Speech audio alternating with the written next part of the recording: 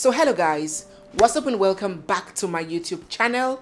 It's me, your girl Barrister Neze, and this is Nezeville. More and more tributes have continued to pour in for Kambichukum, the 16-year-old son of Nollywood actor YUL'S and his estranged wife May. We will recall that only a few days ago, Kambi, the first son of Yul and May, suddenly slumped in the middle of a soccer match and died. And today we have some updates. So without further ado, let me run you through all that has emerged since our last video.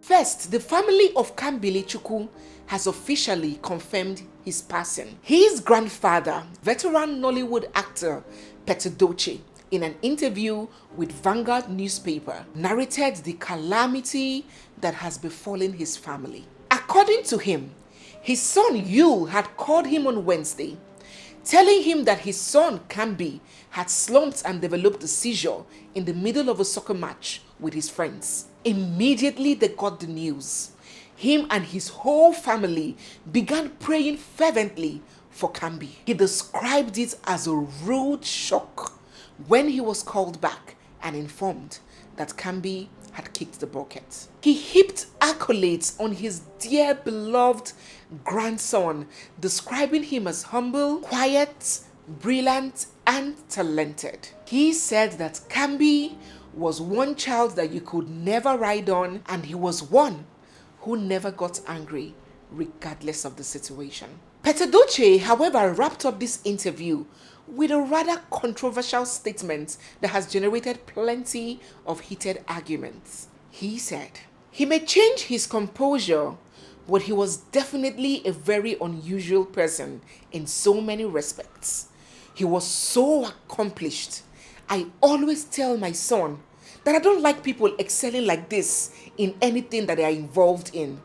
Experience has taught me that such people don't last long. Peter wrapped up by saying that it was quite unfortunate that his grandson had died when he had shown great promise. So according to Peter, Kambi was that child, the kind of child that had so much grace, so much speed, so much spirit of excellence. A child that excelled and prospered in virtually everything they laid their hands on. And according to Peter, such people do not live long. And he had expressed his worry to his son, pointing out that his grandson had such a very unique gift, and people that are made that way usually have their lives cut short. So many people do not understand where Peter is coming from. They don't understand the pointed examples of successful entrepreneurs like Bill Gates, Donald Trump, and the rest, who have been successful for a long time, almost all their lives, but they are aging gracefully. While some other people said that they understood where he was coming from, that yes, such fate usually befalls these people that have these kinds of spirits like Jesus Christ. Do let me know what you think about this supposition down in the comment section.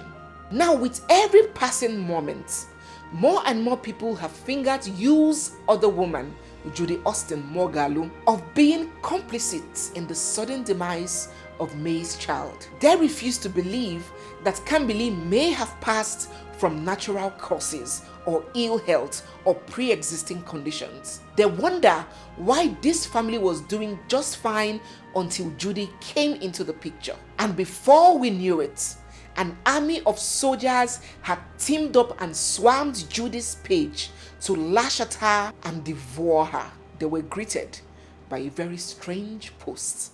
Now, the last post, the very last post on Judy's Instagram account is an advertisement for a brand who specializes in diabolism and what many people describe as witchcraft. This brand is known to prepare what we can describe as modern day charms to help people attain all sorts of lofty achievements within a short space of time. Let me read to you what they specialize in. Course breaker 30,000, special course breaker 40,000, woman power special package 250,000, strictly mine 75,000, favor package 40,000, road opener 30,000, attraction package 40,000, business booster 30,000. Premium pussy upgrade, 30,000. Supreme attraction package, 50,000. Special Yahoo package, 60,000. Control package, 40,000. My marriage, my pride, 80,000. Juicy pussy package, 50,000. Midnight control charm, 15,000. Love me and spend on me, 90,000 naira. Do as I say commanding package, 40,000. And the list goes on and on.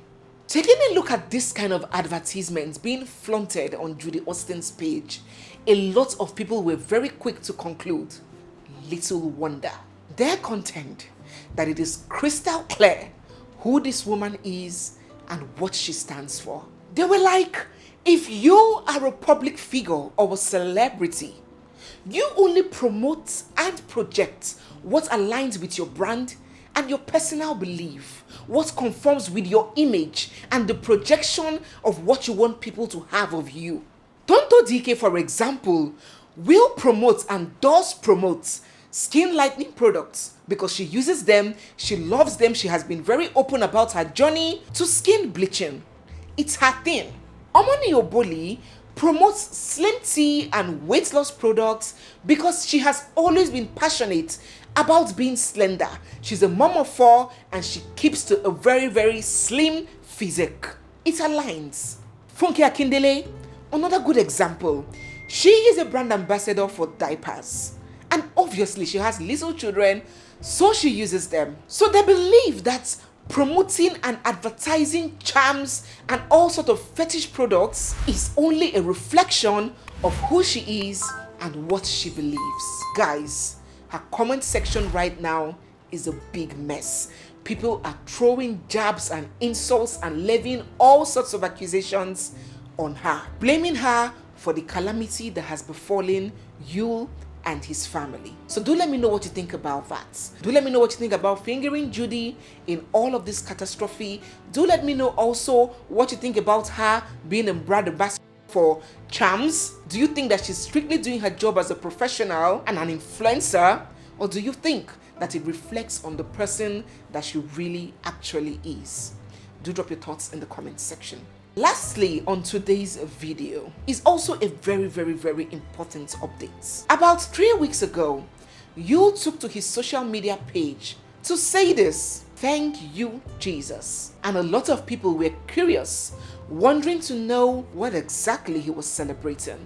Was it that he had gotten back to his wife May, or what exactly was Yul thanking Jesus for on social media? Hence, a lot of prying and snooping and investigations began, and some secrets were allegedly uncovered. Now, according to some sources, exactly 3 weeks ago, that same time when Yul put up that "Thank you, Jesus" message on social media, his second wife Judy bore him another child, a baby girl.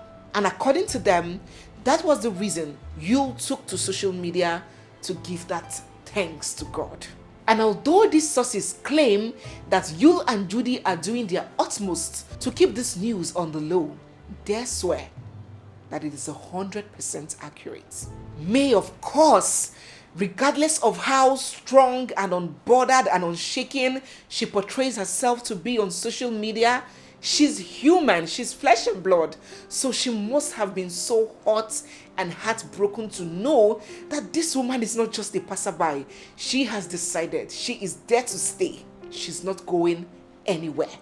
Dropping kids for her husband every year. It must have been a very sad realization for her to know that this other woman is permanently in the life of her husband. Even worse was that there were also reports that her store had been robbed and goods and money had been carted away with. She lost a fortune in that robbery incident. So you can imagine all this chain of events happening to one woman in a space of less than 1 year. A woman who had a happy, perfect life. Her life just took a very sharp and sudden turn, one misfortune after the other. I really, really do hope that she's able to weather all of these storms. As more and more information come up, be certain that I'll bring them to your notice. So if you're not subscribed, do subscribe to my YouTube channel, turn on your bell notifications, drop your comments down below, give this video a big thumbs up, and stay glued for our next one.